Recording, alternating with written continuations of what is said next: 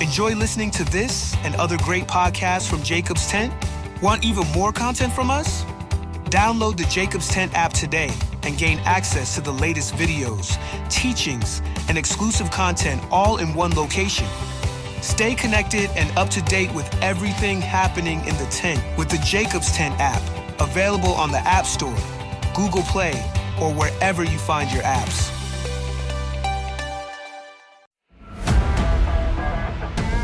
Well, bye-bye Biden and hello to Trump. Many are sad, but many are glad about the prospects for the next 4 years under a new Trump administration. Already we're seeing the impact that Trump 2.0 is having around the world. In this episode of the Weekly Scroll, we're going to look at how this new administration may affect the people of God as we consider how one man has the potential to make a big difference in the world around us. Welcome to the Weekly Scroll, sharing biblical thoughts on current events. Scroll through today's top headlines with Bill Cloud as he unravels the political and spiritual implications of the world we live in, all through the lens of Scripture. Now, be encouraged, be challenged, and be ready. Well, welcome to this episode of the Weekly Scroll. This week, Donald Trump was sworn in as America's 47th president and has promised to ignite, in his words, a revolution of common sense. I kind of like that idea.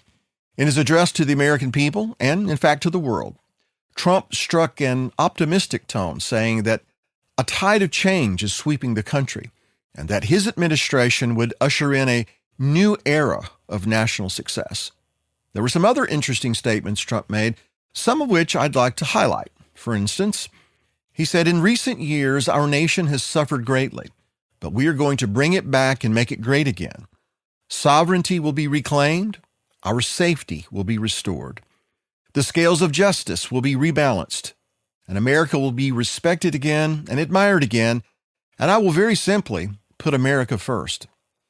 Now, all of that sounds very good if you're an American, but what about those of us who are citizens of another kingdom and who follow a higher calling?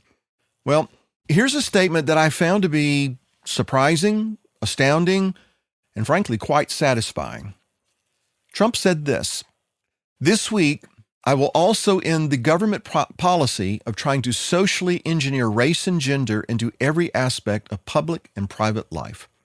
We will forge a society that is colorblind and merit-based. As of today, it will henceforth be the official policy of the United States government that there are only two genders, male and female." Now, I am very encouraged by this, although it's a shame, and it's quite ridiculous actually, that the President of the United States even has to say that last part. Now, moving on. When making reference to the many indictments that were leveled against him, as well as the attempts on his life, Trump said this: "They tried to take my freedom and indeed to take my life. I felt my life was saved for a reason. I was saved by God to make America great again." Now, while I do believe that God spared President Trump's life, and I do believe for a purpose, it remains to be seen just what that purpose is exactly. Now, my hope is that President Trump will continually meditate upon what he said he believes, and that he will seek the Lord's guidance throughout his presidency. My hope, my prayer, is that he will act in accordance with those things he has pledged to do. Let me read this quote. "In everything we do," Trump says, "my administration will be inspired by a strong pursuit of excellence and unrelenting success. We will not forget our country, we will not forget our Constitution, and we will not forget our God." It's the last part of that statement that I really pray will be at the forefront of everything he promotes and everything he's promised as our national leader. Success, excellence, devotion to the Constitution are all fine goals indeed, but none of those are truly attainable or meaningful if we forget and abandon our responsibility to acknowledge our Maker. As it is written, "The wicked shall be turned into hell, and all the nations that forget God." But it's also written, "Blessed is the nation whose God is the Lord." Now, yesterday I was watching all of the events related to the inauguration, I couldn't help but notice the interesting similarities between this second Trump administration and that of Ronald Reagan's presidency. First of all, both men survived assassination attempts, and after that, both confessed to feeling that God had spared them for a particular purpose. Now, it can be argued that through Reagan, the Almighty's purpose was to initiate a series of events whereby the Iron Curtain began to crumble and then fall, thus liberating tens of millions from the grasp of communism. And interestingly, at least to me, Trump declared that for American citizens, January 20th, 2025 was, quote, Liberation Day. Now, obviously, he meant liberation from some of the nonsensical policies that have restricted a lot of our freedoms and have certainly hampered economic growth. But perhaps, there's more to that statement than even Trump might imagine. Only time will tell, because only God knows what tomorrow is going to bring and just what his purpose for Trump is. But now, let's consider something else that's very interesting. In Trump's words, he said, "My proudest legacy will be that of a peacemaker and unifier." That's what I want to be, a peacemaker and a unifier. I'm pleased to say that as of yesterday, one day before I assumed office, the hostages in the Middle East are coming back home to their families. And so get this, as Trump's second presidency begins, here we see another interesting parallel with Reagan, and specifically, something that occurred just before Reagan took the oath of office in January of 1981. I don't know if you remember, I certainly do, but just before Reagan took office, there were 52 American hostages who had been held by militant Iranians. They were released after 444 days in captivity. And so it would seem that, considering what happened just now in Israel and what happened back in 1981, that in a small way, maybe a big way, history repeated itself this week. And when that starts happening, you and I should start taking notice. Israel, in fact, confirmed that it received 3 hostages in the first exchange with Hamas since a ceasefire began this past Sunday. The 3 women who were released appear to be in good health after being held in Hamas for all these many days. In fact, it was 471 days. Not exact, but interesting in relation to what happened in 1981. Their return was celebrated across the country, even as others continue to await the release of their loved ones. As one joyful grandmother said, "I've waited for this day. This is the reason I live for, to see my granddaughter come home. But my heart is with the families still waiting.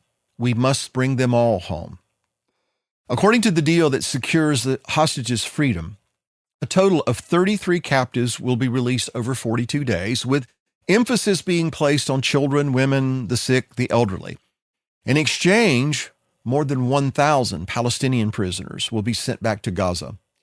Now, as far as the remaining 65 hostages, some who are believed to be dead, frankly, that will be negotiated at a later time, and they will not be marked for release until the 43rd day of the deal, marking the second phase of the current ceasefire, assuming it actually stands.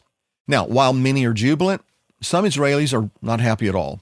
Many view the deal with cautious optimism, while others believe Israel has made a deal with the devil, and frankly, I'm not sure I could refute that particular point.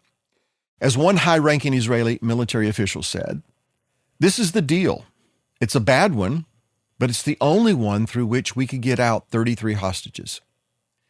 Now, in sharp contrast to that optimistic position, National Security Minister Itamar Ben-Gvir resigned from Prime Minister Netanyahu's cabinet over the ceasefire deal, primarily because it requires the release of hundreds of Palestinian prisoners and requires the withdrawal of Israeli troops from Gaza's southern border with Egypt, which is a problem.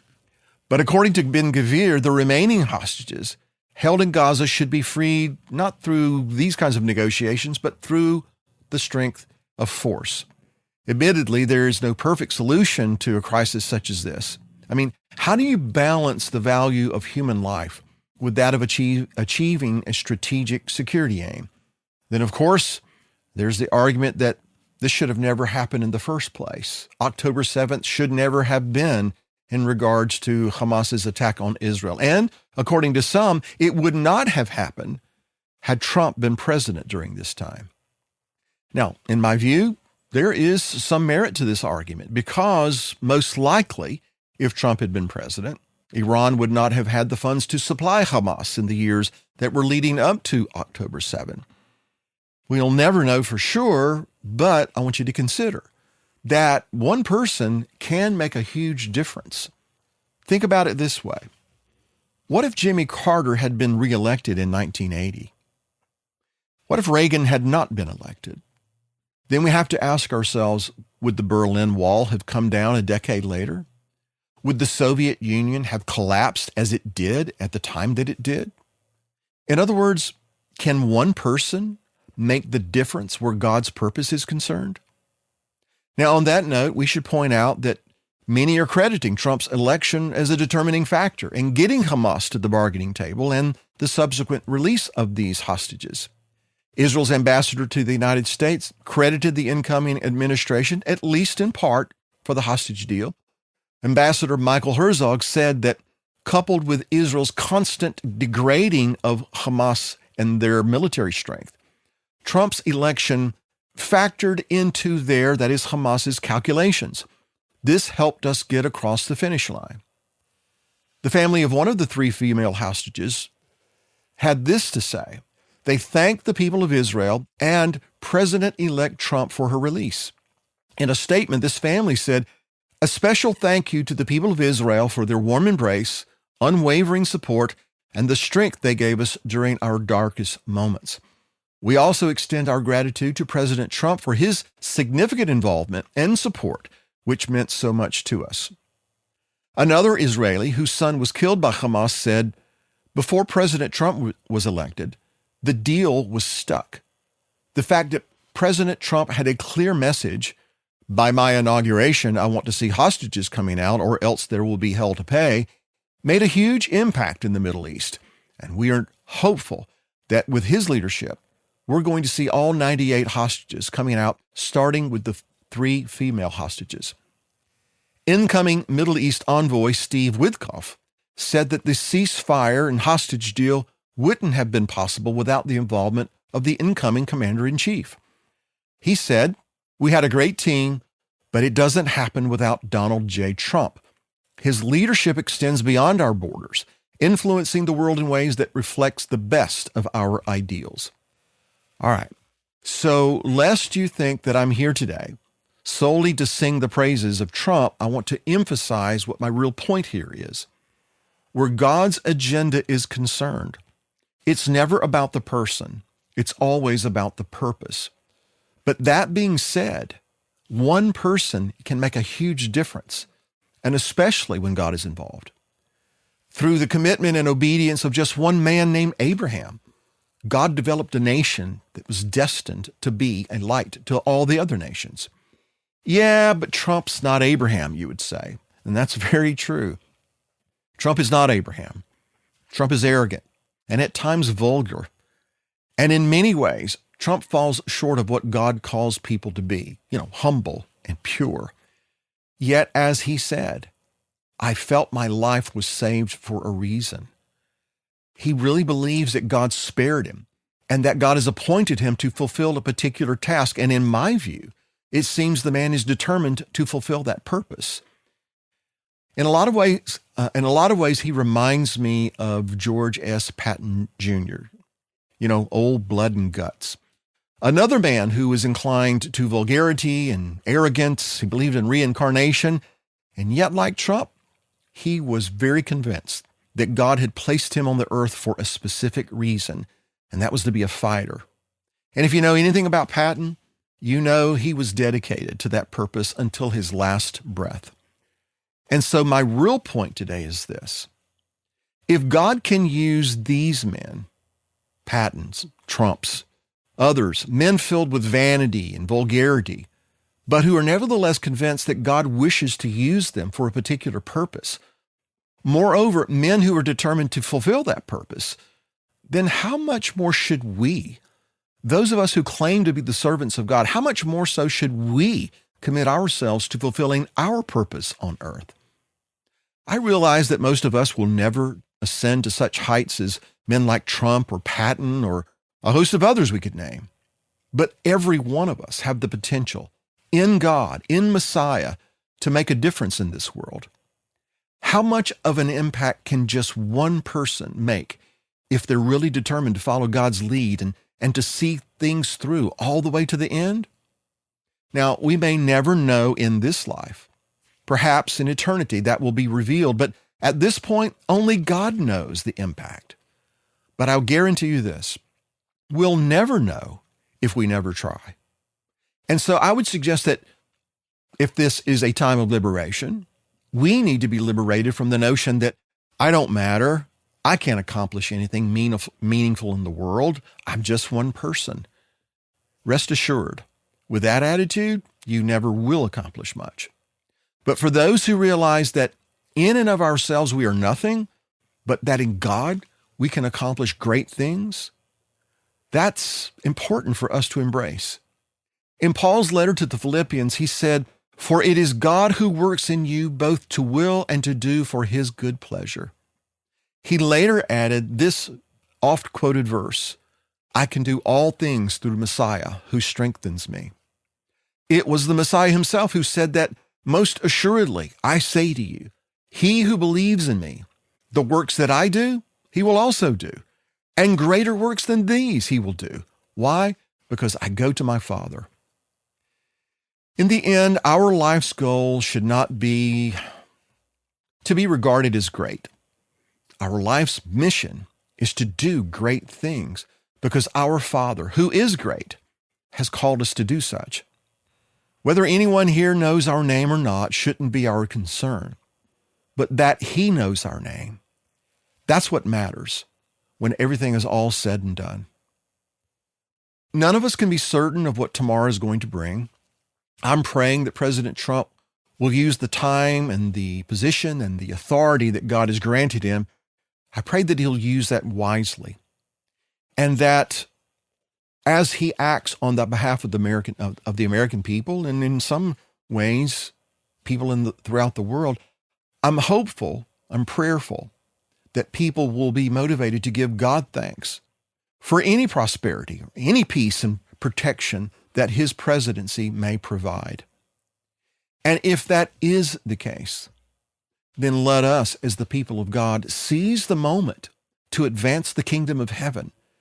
As I've shared with the congregation through the years so many times, the kingdom of heaven is designed to break through, break out, and to advance.